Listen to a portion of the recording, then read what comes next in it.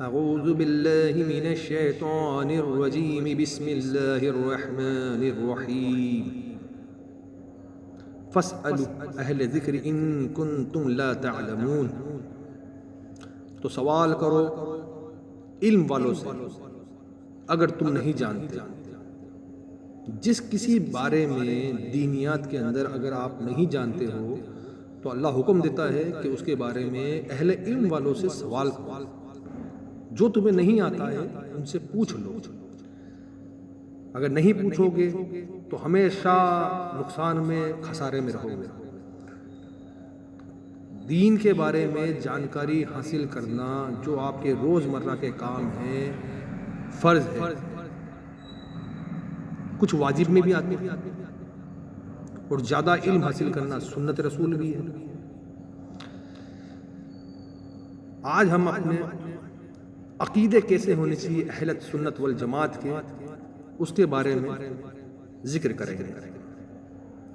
اللہ تعالیٰ کی ذات اور اس کی صفاتوں کے بارے میں ہمارے عقیدے کیسے ہونے چاہیے۔ اللہ ایک ہے، اس کا کوئی شریک ہے، نہ اس کی ذات میں، نہ اس کی صفات میں، نہ اس کے افعال یعنی کہ کاموں میں، نہ اس کے احکام یعنی کہ حکم دینے میں، اور نہ ہی اس کے ناموں میں۔ وہ واجب الوجود یعنی جس کا ہر حال میں موجود رہنا ضروری ہو۔ اس کا عدم محال ہے یعنی کسی زمانے میں اس کی ذات موجود نہ ہو ناممکن۔ اللہ قدیم ہے اور ازلی ہے یعنی ہمیشہ سے ہے، اور ابدی بھی ہے یعنی ہمیشہ وہ اسے کبھی موت نہیں آنی ہے۔ اللہ تعالیٰ ہی اس لائق ہے کہ اس کی بندگی اور عبادت کی جائے۔ اللہ تعالیٰ ہی ہے اس لائق کہ اس کی بندگی اور عبادت کی جائے۔ اللہ بے پرواہ ہے، کسی کا محتاج نہیں ہے، اور ساری دنیا اسی کی محتاج ہے۔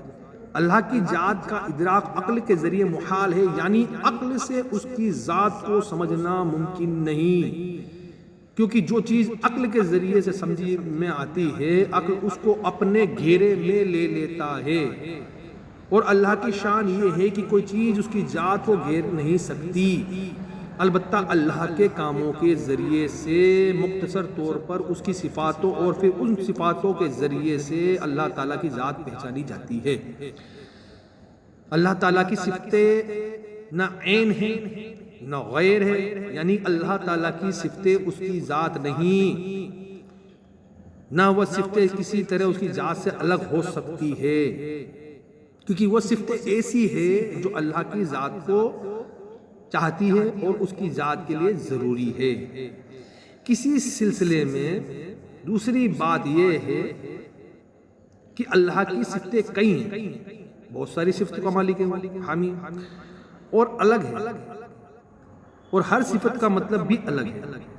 مترادفین نہیں، اس لیے صفتیں عین ذات نہیں ہو سکتی، صفتیں عین ذات نہیں ہو سکتی، اور صفتیں غیر ذات اس لیے نہیں ہیں کہ غیر ذات ماننے کی صورت میں دو باتیں ہو سکتی ہیں، یا تو صفتیں قدیم ہوگی یا حادث ہوگی، جو کسی کے پیدا کرنے سے پیدا ہوئی یعنی کہ مخلوق اگر قدیم مانتے ہیں تو ایک قدیم کو ماننا پڑے گا، جبکہ صرف ایک ہی حادث ایک ہی ہے، اور اگر حادث تسلیم کرتے ہیں تو یہ ماننا بھی ضروری ہوگا وہ قدیم ذات صفتوں کے حادث ہونے یا پیدا ہونے سے پہلے بغیر صفتوں کے تھی، اور یہ دونوں باتیں باطل ہیں۔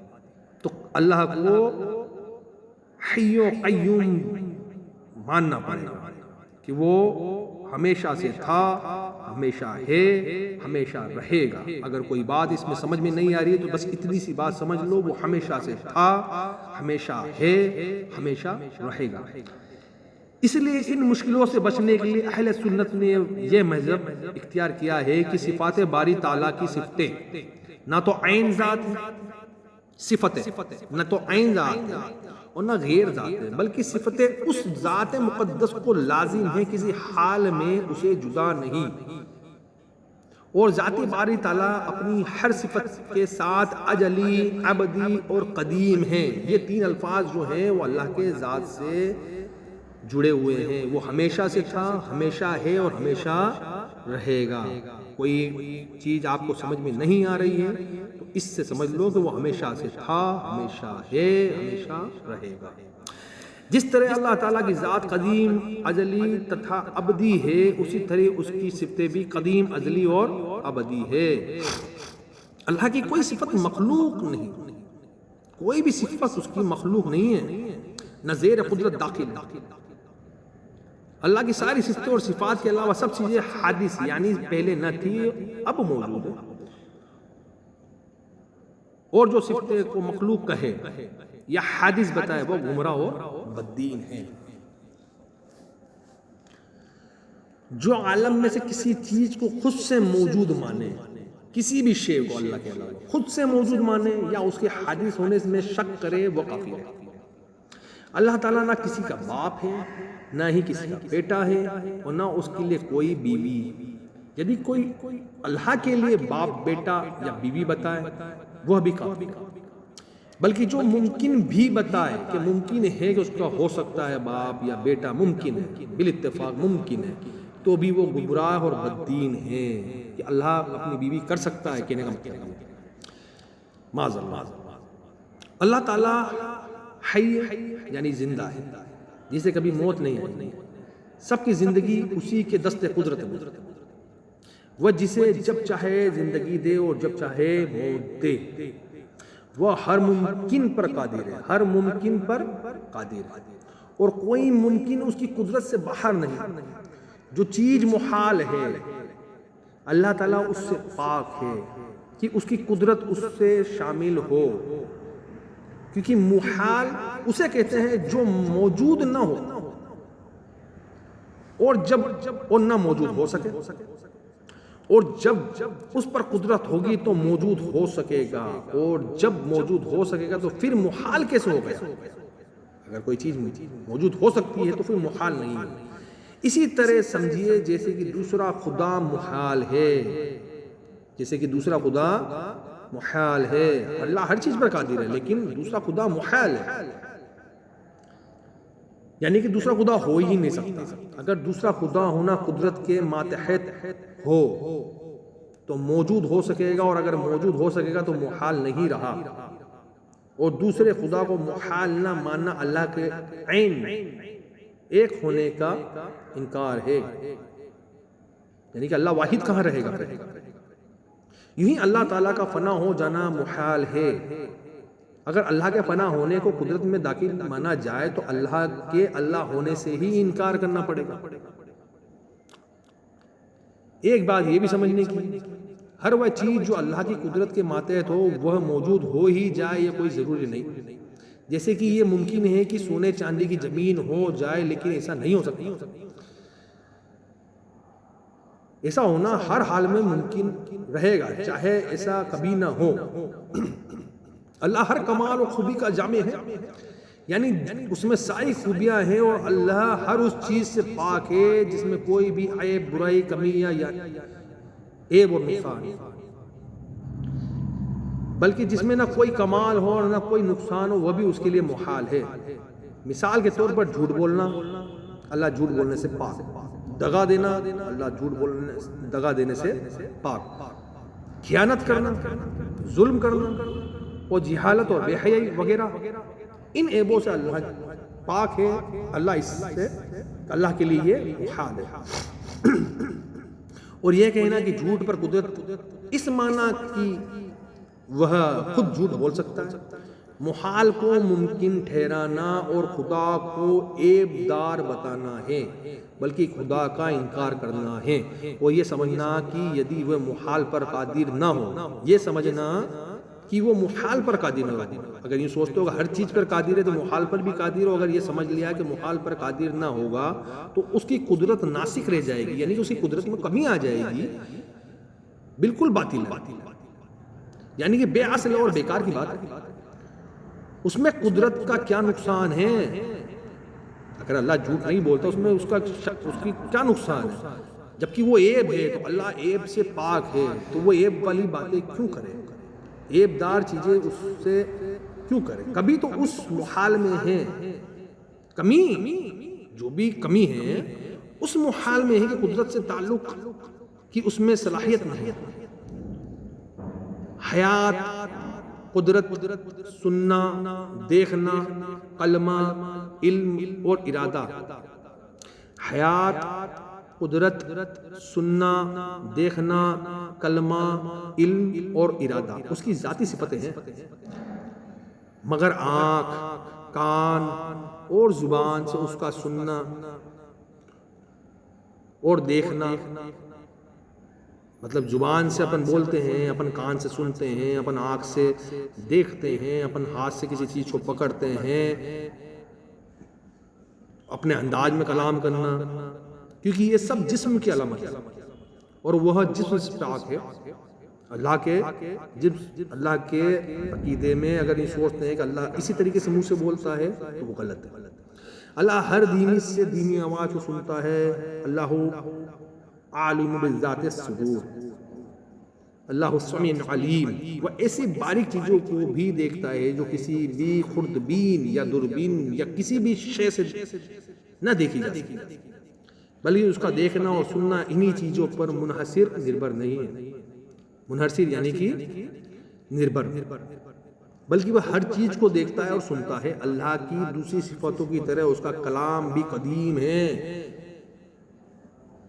حادث اور مخلوق نہیں. جو قرآن شریف کو مخلوق مانے اسے ہمارے امام اعظم ابو حنیفہ رضی اللہ تعالی عنہ اور دوسرے امام اور صحابہ رضی اللہ تعالیٰ عنہ نے کافر کہا ہے. جو قرآن کو جو اللہ کا کلام ہے اس کو اگر مخلوق مانے تو اسے ائمہ عربہ کافر کہتے ہیں. اللہ کا کلام آواز سے پاک ہے. اپن کیا سوچ سکتے ہیں اللہ بھی اس طریقے سے بولتا ہو، آواز اس طریقے سے نہیں. اور یہ قرآن شریف جس کی ہم اپنی زبان سے تلاوت کرتے ہیں، کتابوں تथा کاغذوں میں لکھتے لکھاتے ہیں، اسی کا بنا آواز کے قدیم کلام ہے. ہمارا پڑھنا لکھنا اور یہ ہماری آواز حادث، اور جو ہمیں سنا قدیم، ہمارا یاد کرنا حادث، اور ہم نے جو یاد کیا قدیم. اسے یوں سمجھو کہ تجلی حدیث اور متجلی، تجلی ڈالنے والا قدیم. اللہ کا علم جزیات، کلیات، موجودات، معدومات، ممکنات اور محالات و محیط یعنی کہ گھیرے ہوئے، یعنی سب کو اجل میں جانتا تھا اور اب بھی جانتا ہے اور اب تک جانے گا. اجل سے جانتا تھا، اب بھی جانتا ہے اور اب تک جانے گا. چیزیں بدل جایا کرتی ہیں لیکن اللہ کا علم نہیں بدلا کرتا. وہ دلوں کی باتوں اور وسوسوں کو جانتا ہے، وہ خیالوں کو جانتا ہے. وہ جانتا ہے تم کیا سوچ رہے ہو، وہ جانتا ہے تم کیا کرنے والے ہو، تم کیا کرو گے. یہاں تک کہ اس کے علم کی کوئی تھا نہیں، اس کے علم کو کوئی نہیں گھیر سکتا.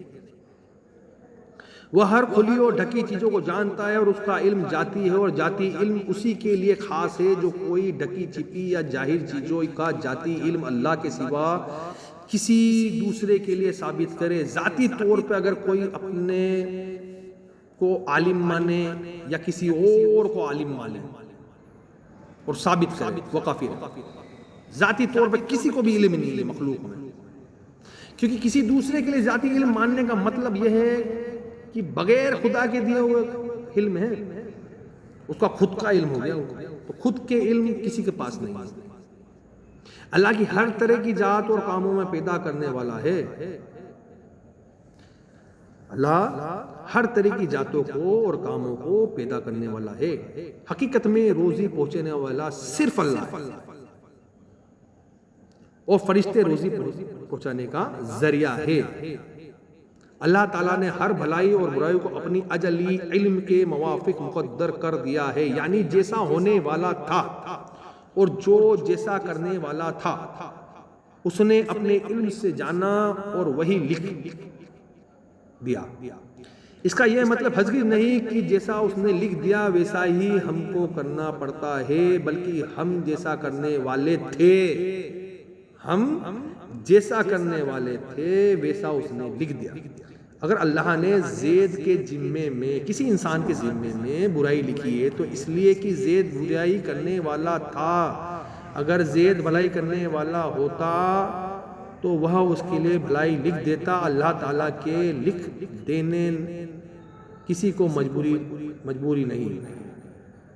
اللہ کے لکھ دینے میں کسی کو مجبور نہیں کر دیا.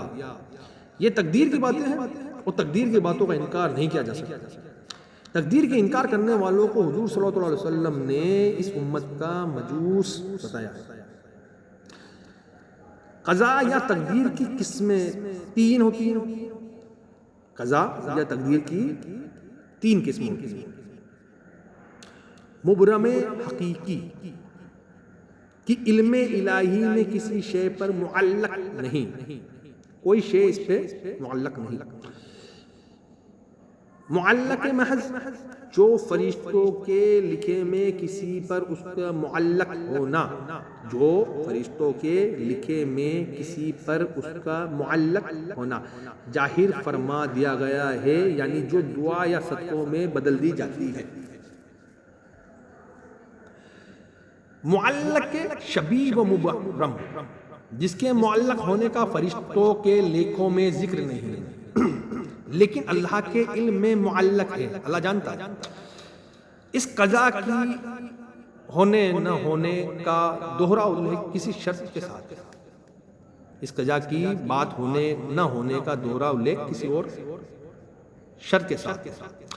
اب قضاء یا تقدیر کی قسمیں جو 3 ہیں جن کے بارے میں کچھ تفصیل سے لکھا جاتا ہے اور سمجھا جاتا ہے. تو مبرم ہے حقیقی کیا ہوتی ہے؟ یہ ہوا قضاء جس کی تبدیلی ممکن ہی نہیں. مبرم ہے حقیقی جس کی قضاء،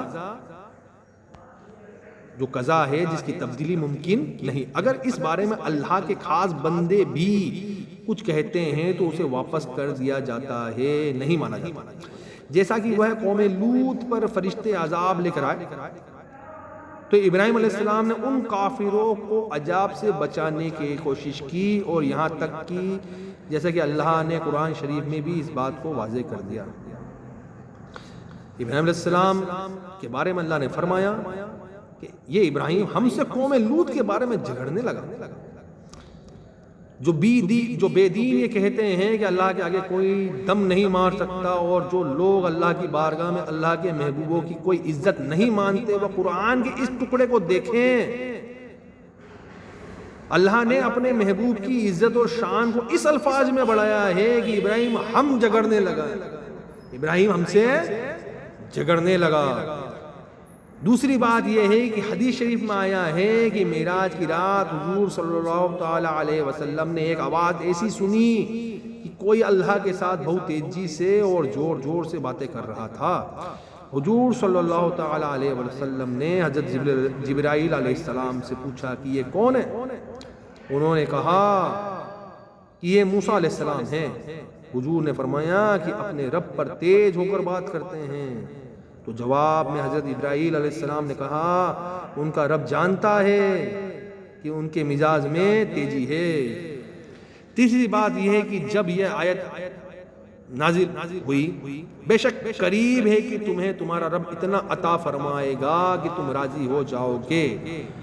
تو حضور سید العالمین نے یہ فرمایا کہ اگر ایسا ہے تو میں نہیں راضی ہوں گا جب تک میرا رب میری ایک بھی امت جب تک میں اس وقت، اب اگر ایسا ہے تو میں اس وقت راضی نہیں ہوں گا اگر میرا ایک بھی امتی آگ میں ہو. یہاں تو بڑی اونچی باتیں ہیں، یہ تو بہت اونچی بات ہے. ان کی شان تو ایسی ہے کہ جس پر ساری بلندیاں قربان ہیں. مسلمان کے کچے بچے جو حمل سے گر جاتے ہیں ان کے لیے بھی حدیثوں میں آیا ہے کہ اپنے ماں باپ کی بخشش کے لیے اپنے رب سے قیامت کے دن ایسا جھگڑیں گے کہ جیسا کوئی قرضہ دینے والا اپنے دیے ہوئے قرضے کے لیے جھگڑتا ہے. اور اس جھگڑنے والے کچے بچے سے یہ کہا جائے گا اے اپنے رب سے جھگڑنے والے کچے بچے، اپنے ماں باپ کا ہاتھ پکڑ کے لے اور جنت میں چلا جا. خیر یہ تو جملہ بیچ میں آ گیا، مگر ایمان والوں کے لیے بہت نفع بخش اور انسانوں میں رہنے والے شیطانوں کی خباثت کو دور کرنے والا ہے۔ کہنا یہ ہے کہ قوم لوط پر عذاب قضائے مبرم حقیقی تھا۔ حضرت خلیل اللہ اس میں جھگڑے تو انہیں ارشاد ہوا، اے ابراہیم اس خیال میں نہ پڑو، بے شک ان پر عذاب ایسا آنے والا ہے جو پھرنے کا نہیں۔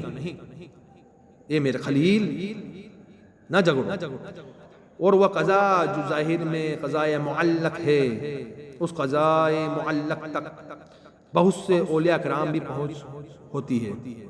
قضائے معلق تک بہت سے اولیاء کرام کی بھی پہنچ ہوتی ہے، اور اولیاء کرام کی دعا سے ان کی توجہ سے وہ قضا ٹال دی جاتی ہے، قضائے معلق۔ اور یہ قضا جو درمیان حالت میں ہے، جیسے فرشتوں کے لکھوں میں ہے، ان کی کتابوں میں ہے، فرشتوں کے جو دیا جاتا ہے صحف، اس کتاب کے اعتبار سے مبرم بھی کہہ سکتے ہیں۔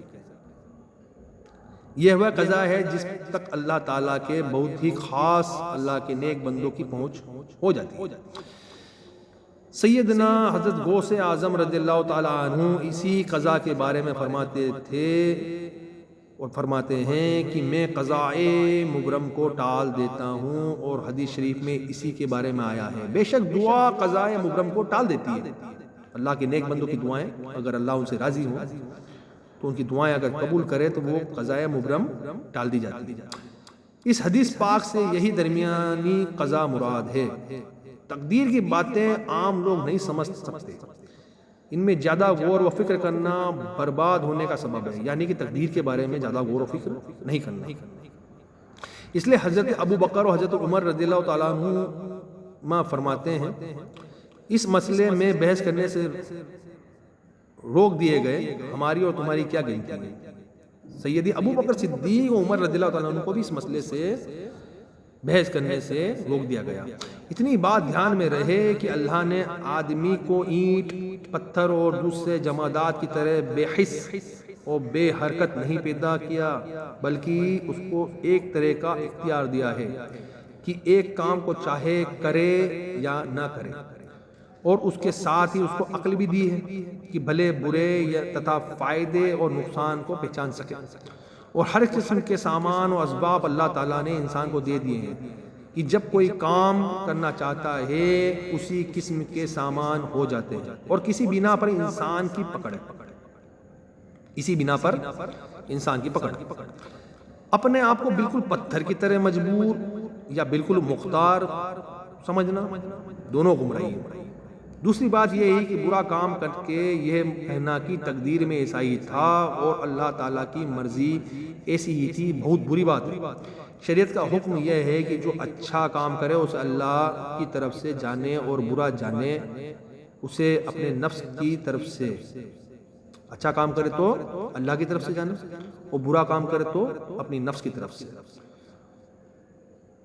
اللہ تعالیٰ جہت یعنی کہ سمت بولے تو دشا سے پاک ہے، اور جگہوں اور وقتوں اور ہلنے اور رکنے اور شکل و صورت اور تمام حادث چیزوں سے پاک ہے، اس لیے کہ اللہ تعالیٰ زمین و آسمان کا نور ہے۔ دنیا کی زندگی میں اللہ تعالیٰ کا دیدار نبی صلی اللہ تعالیٰ علیہ وسلم کے لیے خاص ہے، اور آخرت میں ہر سنی مسلمان جس نے اللہ کو راضی کیا ہے، اس کے رسول کو راضی کیا ہے، اللہ کا دیدار کرے گا۔ اب رہی دل میں دیکھنے، خواب میں اللہ کے دیدار کی بات، تو یہ دوسرے نبیوں اور ولیوں کے لیے بھی حاصل ہے، جیسا کہ امام اعظم ابو حنیفہ رضی اللہ تعالیٰ عنہ کو 100 بار خواب میں اللہ کی زیارت ہوئی۔ اللہ کا دیدار قیامت کے دن مسلمانوں کو یقیناً ہوگا، اور یہ نہیں کہہ سکتے کہ کیسے ہوگا، کیونکہ جس چیز کو دیکھتے ہیں وہ چیز دیکھنے والوں سے کچھ دوری پر ہوتی ہے، اور نزدیکی یا دوری دیکھنے والوں سے کسی طرف ہوتی ہے۔ جب کسی چیز کو دیکھا جاتا ہے تو اسے دیکھنے میں آگے پیچھے، دائیں بائیں، اوپر نیچے، دور یا قریب دیکھا جاتا ہے، اور اللہ تعالیٰ تمام جہتوں سے پاک ہے۔ پھر رہی بات کہ آخری دیدار کیسے ہوگا، خوب سمجھے، خوب سمجھ لو کہ یہ کیسے ہوگا اور کیوں کر اور کیسے گنجائش ہے. انشاءاللہ جب دیکھیں گے نا اس وقت بتا دیں گے. ان سب باتوں کا خلاصہ یہ ہے کہ کیوں کیسے کیوں کر آدمی کا سمبند عقل سے ہے اور اللہ تعالیٰ کی ذات تک عقل پہنچ ہی نہیں سکتی, اور جہاں تک عقل نہیں پہنچ سکتی وہ خدا نہیں, جہاں تک عقل پہنچ جاتی ہے وہ خدا نہیں. جب عقل وہاں تک نہیں پہنچ سکتی تو عقل یا نظر اسے گھیرے میں نہیں لے سکتی. اللہ جو چاہے اور جیسا چاہے کرے, اس پر کسی کو قابو نہیں, اور نہ کوئی اللہ تعالیٰ کو اس کے ارادے سے روک سکتا ہے. نہ وہ اونگتا ہے اور نہ اسے نیند آتی. وہ تمام جہانوں کا نگہبان ہے, وہ نہ تھکتا ہے اور نہ اکتاتا ہے. وہی سارے عالم کا پالن ہار ہے, ماں باپ سے زیادہ مہربان اور حلیم ہے. اللہ ہی کی رحمت ٹوٹے ہوئے دلوں کا سہارا ہے, اور اسی کے لیے بڑائی اور عظمت ہے. ماؤں کے پیٹ میں جیسی چاہے صورت بنانے والا وہی ہے. اللہ ہی گناہوں کا بخشنے والا, توبہ قبول کرنے والا اور قہر و غضب فرمانے والا, اور اس کی پکڑ ایسی کڑی کہ بنا اس کے چھڑائے کوئی چھوٹ نہیں سکتا. اللہ چاہے تو چھوٹی چیزوں کو بڑی کر دے اور فعلی چیزوں کو لپیٹ دے. وہ جس کو چاہے اونچا کر دے, جس کو چاہے نیچا کر دے. وہ چاہے تو ذلیل کو عزت دے دے, عزت والے کو ذلیل کر دے. جس کو چاہے سیدھی راستے پر لے آئے اور جسے چاہے سیدھے راستے سے الگ کر دے. جسے چاہے اپنے سے قریب بنا لے اور جسے چاہے مردود کر دے.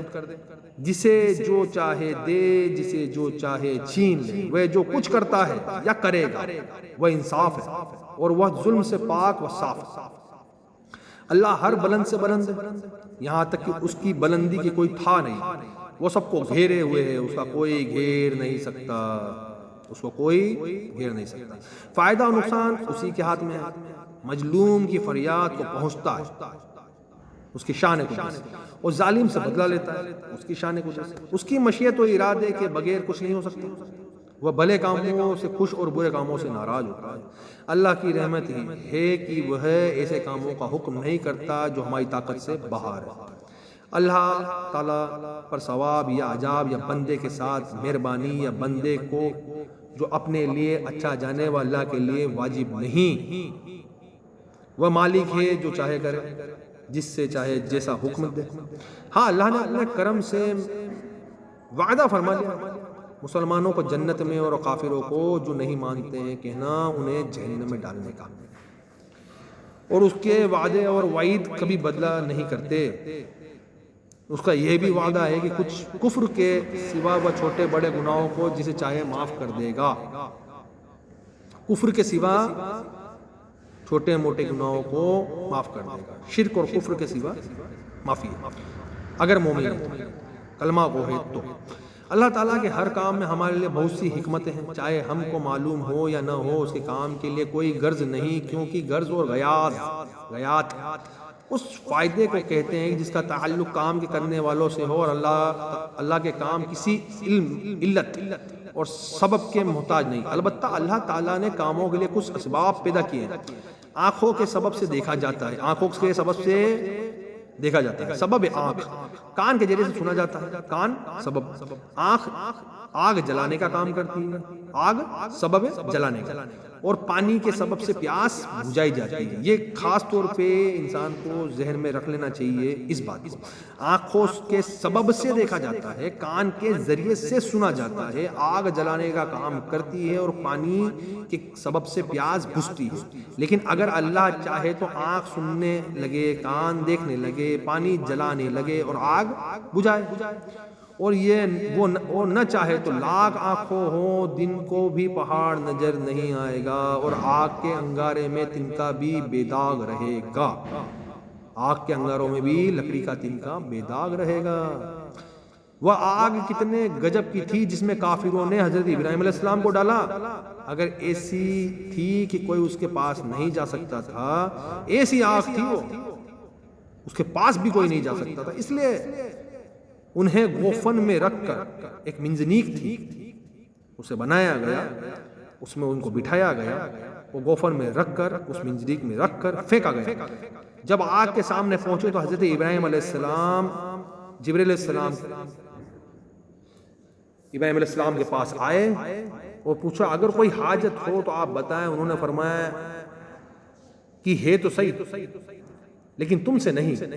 اور اس طرح ارشاد فرمایا اس کو میرے حال کا علم ہونا بس کافی ہے. مجھے اپنی حاجت بیان کرنے سے ادھر اللہ تعالیٰ نے آپ کو یہ حکم دیا کہ یعنی کہ ابراہیم علیہ السلام نے فرمایا کہ مجھے میرے رب کو میرے حال کی خبر ہے. اور اللہ نے ابراہیم علیہ السلام جب آگ میں ڈالے جا رہے تھے تو اللہ نے فرمایا اے آگ ہو جا ٹھنڈی اور سلامتی والی ابراہیم پر. اس بات کو سن کر دنیا میں جہاں کہیں بھی آگے تھی وہ سمجھتے ہوئے سب ٹھنڈی ہو گئی. اس وقت جب اللہ نے فرمایا کہ آگ تو ابراہیم کے اوپر ٹھنڈی ہو جا، اس بات کو سن کر دنیا میں جہاں پر بھی آگ تھی وہ یہ سمجھتے ہوئے سب ٹھنڈی ہو گئی کہ شاید مجھ سے کہا گیا. ماشاءاللہ. اور نمرود کی آگ تو ایسی ٹھنڈی ہوئی کہ علماء فرماتے ہیں اگر ان کے ساتھ وسلامن کا لفظ نہ ہوتا، وسلامن سلامتی کا لفظ نہ ہوتا تو آگ اتنی ٹھنڈی ہو جاتی کہ اس کی ٹھنڈک سے حضرت ابراہیم علیہ السلام کو تکلیف پہنچ جاتی. بتانا یہ تھا کہ آگ کا کام جلانے کا ضرور ہے لیکن اللہ کے حکم سے وہ ٹھنڈی ہو گئی.